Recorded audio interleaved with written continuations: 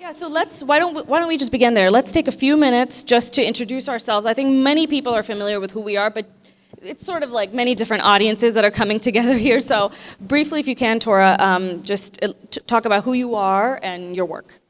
Okay. Hi, everyone. I'm Torah Bontrager. Thanks, everyone, for coming. I was born and raised traditional Amish. I escaped in the middle of the night at age 15. Eventually, I ended up graduating from Columbia University. And as far as I know, I might be the first female Amish escapee to graduate. We don't know the statistics, which is actually one of the things that Amish Heritage Foundation is doing. I founded the foundation last year, and the objective is to reclaim our story and to define what is our identity versus being defined by those inside the church or those who are experts on us Amish who aren't Amish. We'll go more into that a little bit later. But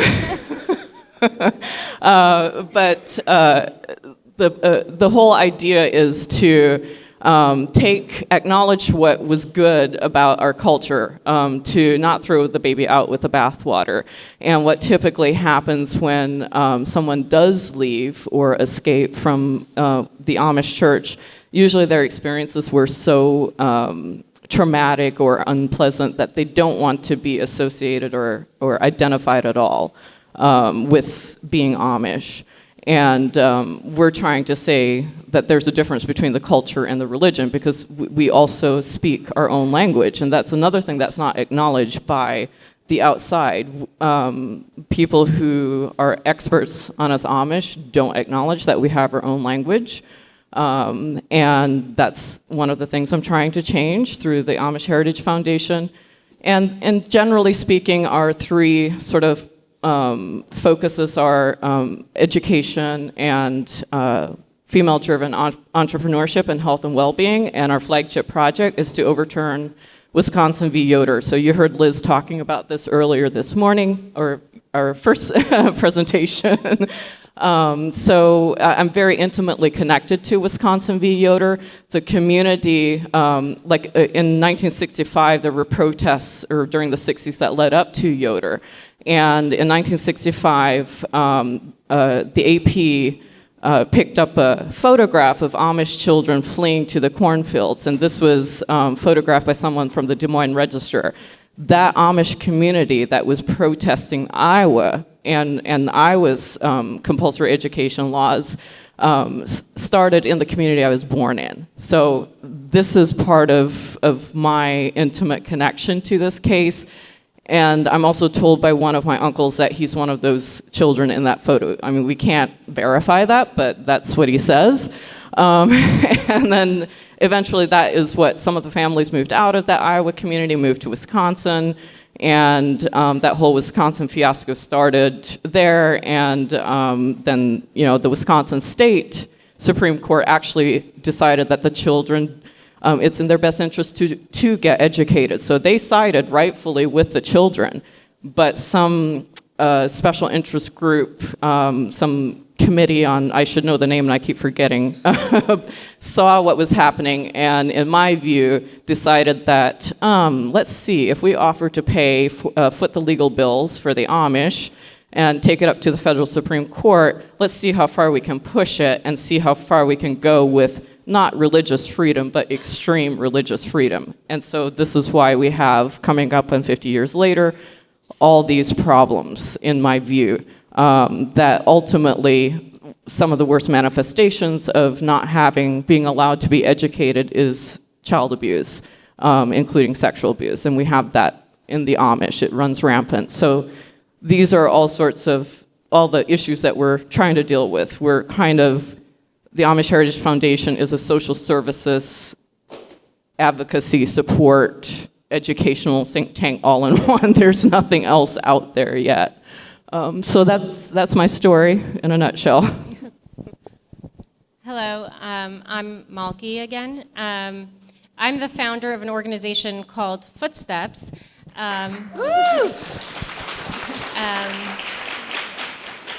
The organization was founded in 2003. I left the ultra-Orthodox Hasidic community when I was 19 in 2000, and I was very fortunate to have a lot of support when I left from family members, including my aunt who's here, Deborah Friedman, and others who really helped me make this difficult transition. And I realized very shortly after I left that there were people who weren't as fortunate as me and did not have family members who lived on the outside. And I realized that if everyone had an aunt and a grandmother like I did to really help them along, things would be a lot easier. Footsteps is now celebrating its 15th anniversary. I'm so delighted by the growth of the organization. I have not actually led the organization now for 10 years, which is amazing to even think about.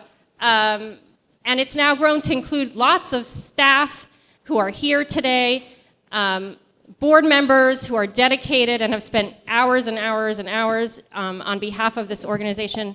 We have members here, and just supporters from throughout the community. So Footsteps has really grown a lot, and and former staff members who you'll meet soon as well, who really brought the organization to where it's at. It really was a community effort that has brought us to this incredible anniversary, and I'm so glad to be here with everyone.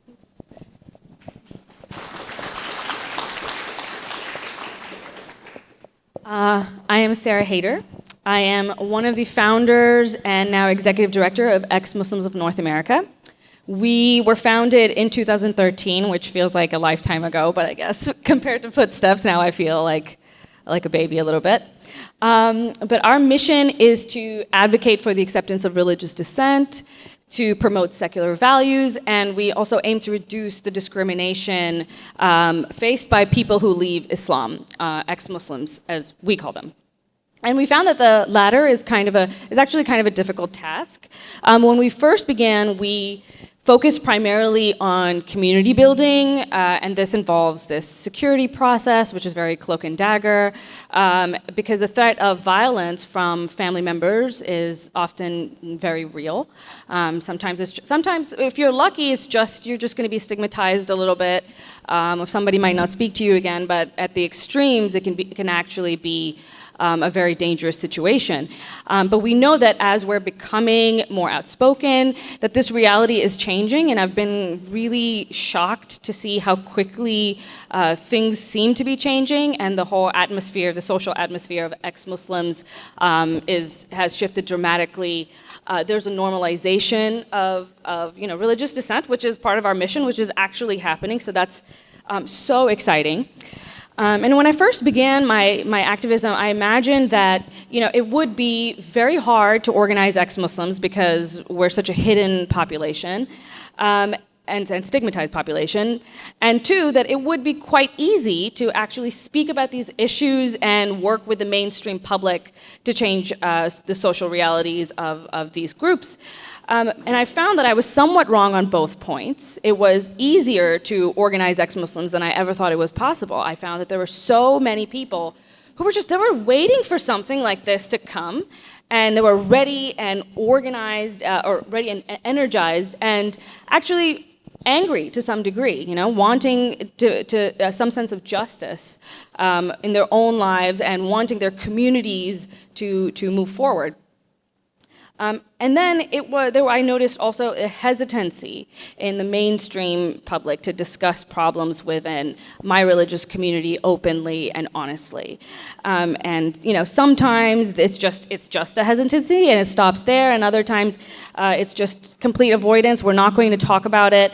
And then sometimes there really is out and out apologism, which is very, very, very frustrating.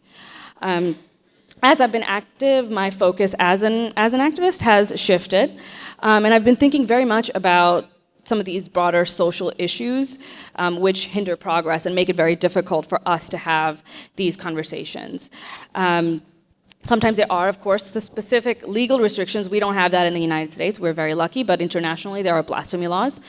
In the US, I think, though, we do have some there are many nebulous, harder to pin down social factors at play.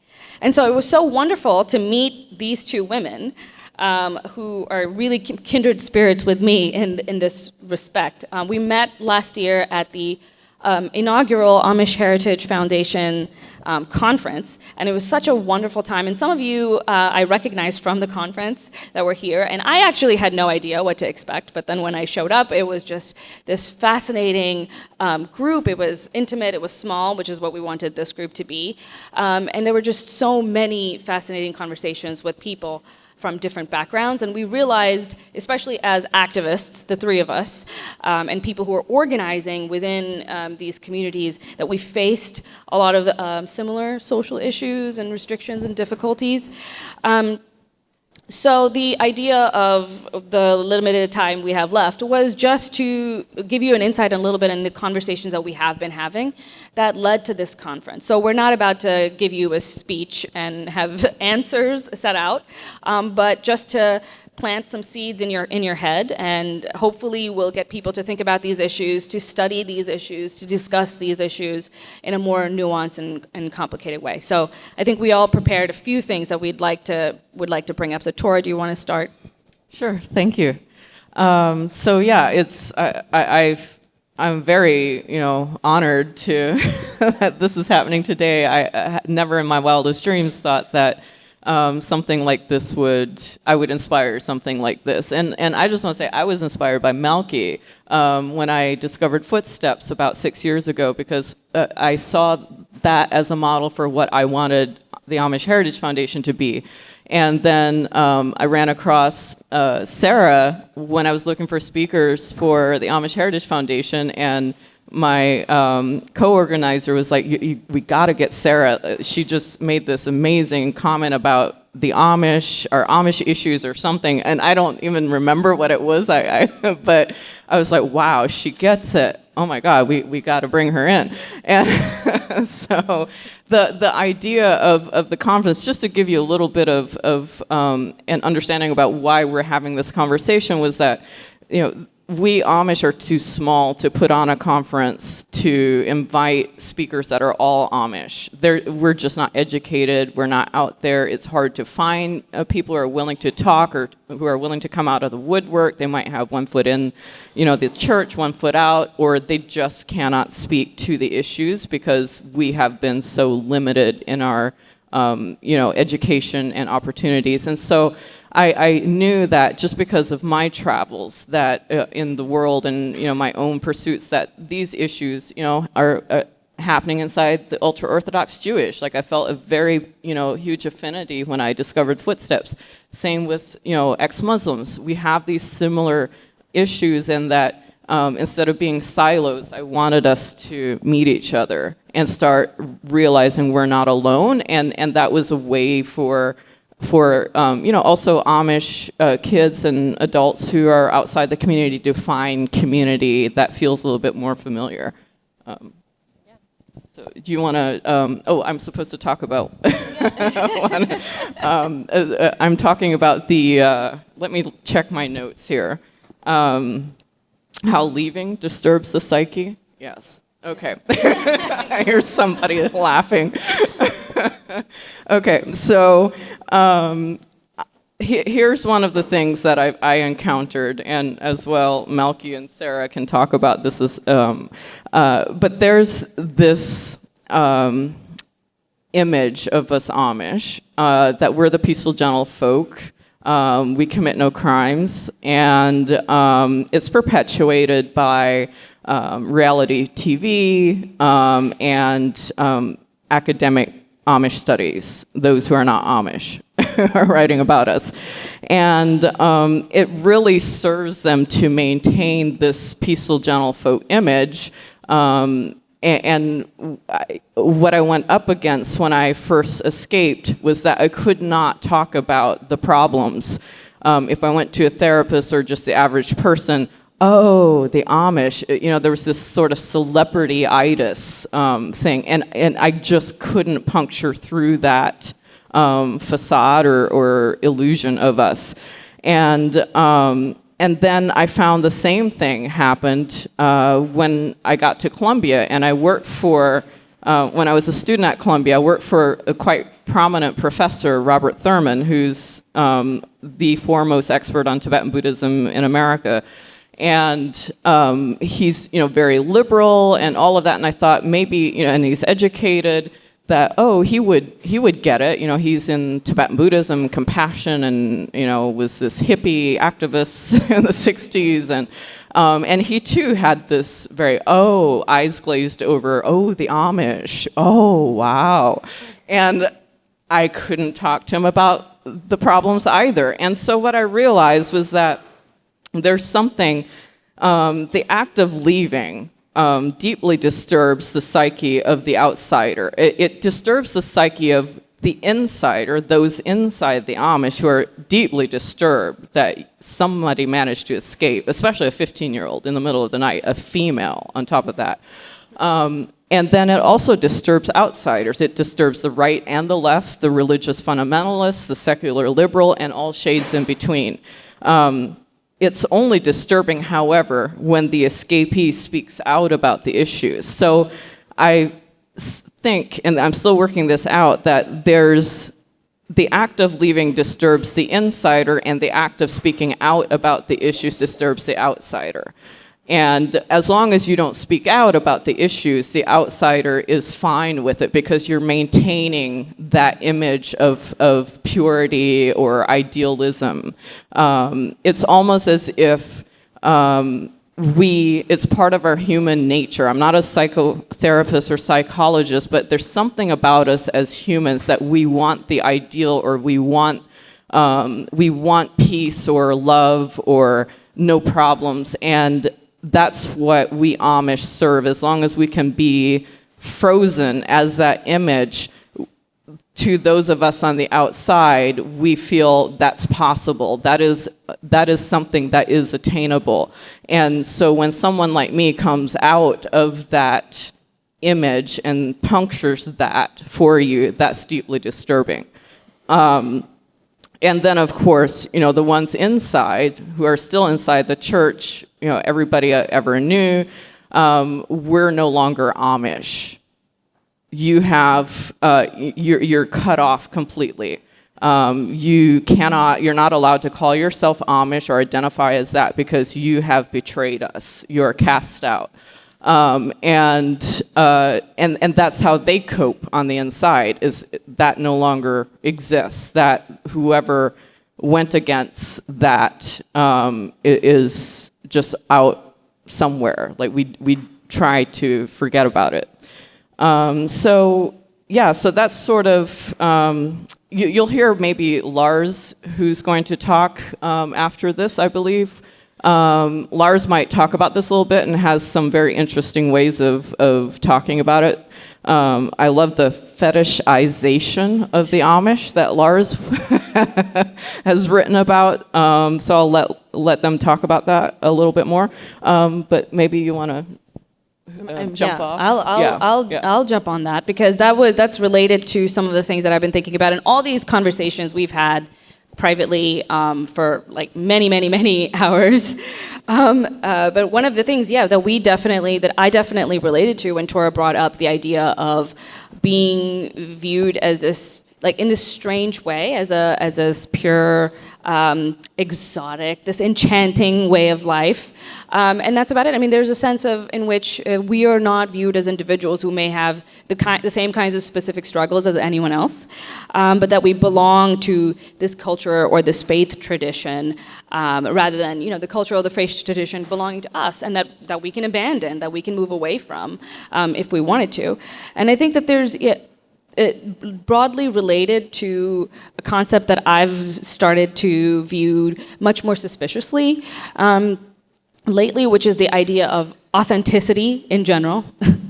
And that might seem like a strange thing to have a problem with, I guess, because it is one of those things. You laughed. But it is one of those things that I think we look at that term and we think, to be authentic, it's like one of those Oprah truisms, right? You find your true self, who you really, really are.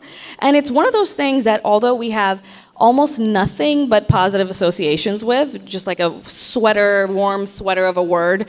It's also something most of us can't actually define very easily. It is related to maybe clearer concepts like sincerity and truth, but it's not sincerity or truth exactly, right? There's something about it that's hard to pin down. Authenticity, maybe it's like porn. We know it when we see it. So, for me, so I looked up, I've been engaging with this issue, looking it up, and trying to find a definition that makes sense. And I'm going to say it. I'm going to say a definition because, I'm sorry, that's boring, but I'm going to do it. So anthropologist Charles Lindholm, who studied this authenticity in general, defined it like this. He said, persons are authentic if they are true to their roots or if their lives are a direct and immediate expression of their essence. Okay, that's when persons are authentic, when they're true to their roots. Similarly, collectives are authentic if their biological heritage can be traced and if members act in the proper, culturally valued manner. And I hope that now that you hear a more like a specific crystallization of this term that I think really gets to the heart of it, you're starting to see it from the perspective that I look at it, which is with a little bit of suspicion. For me, having been raised Muslim in a Pakistani community, acting in a culturally valued manner meant adopting modesty-oriented dress codes, ascribing to certain food prohibitions, and staying away from, the opposite sex. And I've now that I've started to think of this term as a little bit more harmful, I've always struggled with the way that both the outside world and my own religious communities were feeding into this idea. And this idea that there was an authentic way for me to be, and that there was an authentic way for me to be a part of this religious community. And I think in some ways we're just chasing a fantasy when it comes to this. Sometimes the desire to go back to our roots can just mean, moving to the country, getting some chickens, and living this real authentic life. But history, I think, shows us that this romanticism of an authentic life, whatever it is, can be exploited for a lot of dark ends. And I think that this is something to pay attention to. Nationalists, far-right, ethnocentric groups all across time have frequently centered authenticity in their picture of this ideal, this purified society. And in the United States, we know that President Donald Trump specifically, that many of his supporters specifically cite his seemingly authentic persona, because to them, his crude nature indicates an honesty, as opposed to polished lies of other politicians. And in my work, I've seen many people fall into, truly deep religious traditionalism, even fanaticism, in search for this simpler and pure way of life that is free from the taint of the secular world. Right, so that is the first. I don't know if we have time. Why don't we let you go, Malkie, and then I'll talk about the other things that I want to talk about, if we have time. So, I just want to add that both Sarah and Torah mentioned this. We've been kind of meeting up every Saturday on the internet and having these conversations, and some of our conversations are about logistics and how we were going to make this happen logistically, and others were really, really incredibly insightful conversations about what brings us all together. And to build off on what was just said, the romanticism exists within the broader world, but I wanted to talk for a minute about the broader Jewish community and some of the challenges that I faced in trying to explain the predicament of people who are leaving the ultra-Orthodox Jews to the broader Jewish community. I'll give you a story. When I once approached someone and said, for many young Jews, going to college is a rite of passage. It's really important, and we would like to see that opportunity offered to people who come from insular ultra-Orthodox communities too. And the reaction was, oh, that's very controversial. And I remember looking at this person and saying, let's just say you're living on the Upper West Side in a Jewish household. Or let's say I was living in this Upper West Side Jewish household, and I said to my parents, I'm not going to college, right? I wouldn't want to be in that living room when that conversation is happening. And so the idea of what is controversial for one Jewish community is different for another. And, I traced it back a little bit to Fiddler on the Roof, where, we all want to hang out with Tevye and go get coffee, and, yes, he's complicated and he doesn't fully accept his children, but, he tries and he makes every effort, and he's just, warm and fuzzy, and we all want to be friends with him.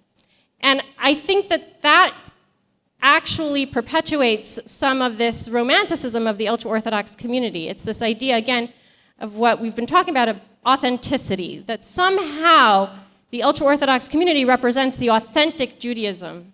And so there's this sense that even if I, as a secular Jew or Reform or conservative Jew, doesn't want to practice ultra-Orthodox Hasidism, at least they exist. There's a memory of my grandfather, my great-grandfather from Russia, or from Eastern Europe, or from wherever they're from, who is alive and well in Brooklyn because of this community, or Muncie, or wherever the community is. And that's a purpose that the ultra-Orthodox community is serving in terms of the broader Jewish community. And that's an important question for, I think, the larger Jewish community to grapple with, is what does it mean to be authentic in Judaism? Is Tevye the representation of authentic Judaism? I have no answers. I have plenty of questions. But, this romanticism, I think, is getting in the way of us seeing more progress in the ultra-Orthodox world. And there is more that can and should be done.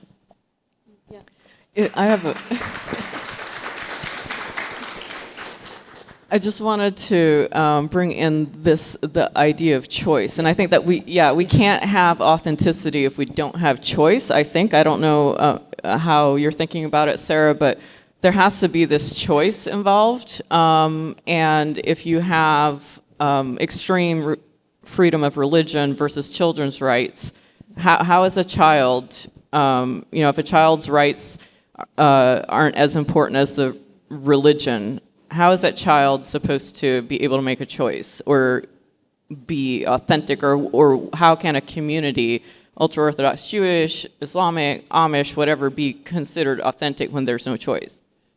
Yeah, and I think that's the last thing I would definitely want to just leave. And this is one of those questions where we really don't have much of an answer, and we're hoping that this conference is just one of the ways that we can move forward into discussing some of these issues, which is that of, when is a choice, a real choice, quote unquote, right? Whatever that means. Maybe there are no such thing as free choice. Well, I'm not going to get into that. There's a whole free will discussion that I don't want to touch.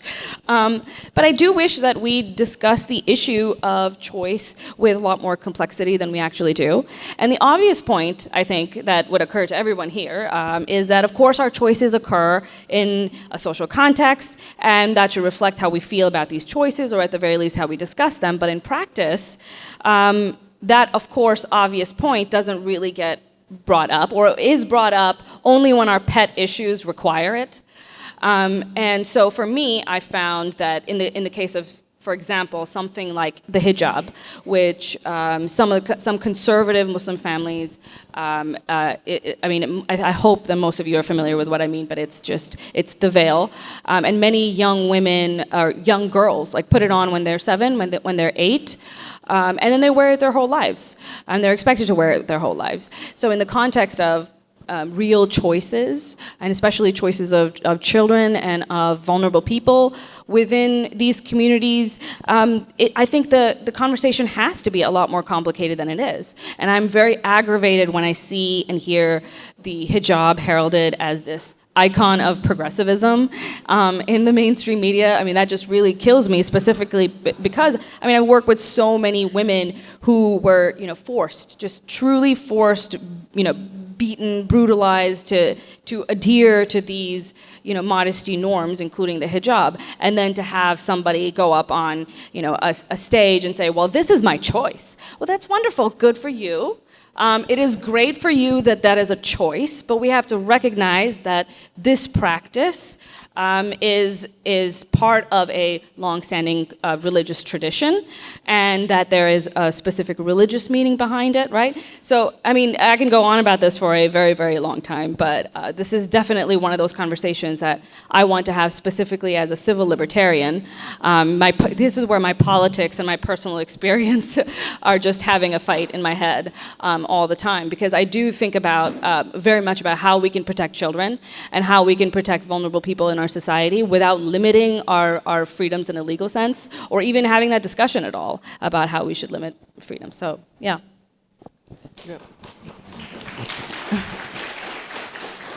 So I just want a quick show of hands. How many of you have heard of Rumspringa? And how many do you think that means we Amish kids are actually given a choice? Not in this group. Interesting. That's nice to see. So I will just say in one sentence, if I can, what Rumspringa is. Rumspringa is not a verb. It is defining a period of time, or it's not a noun, I'm sorry. It's just defining a period of time from when you're age 16 or 17 until you get married inside the Amish church. That's it. That's Rumspringa.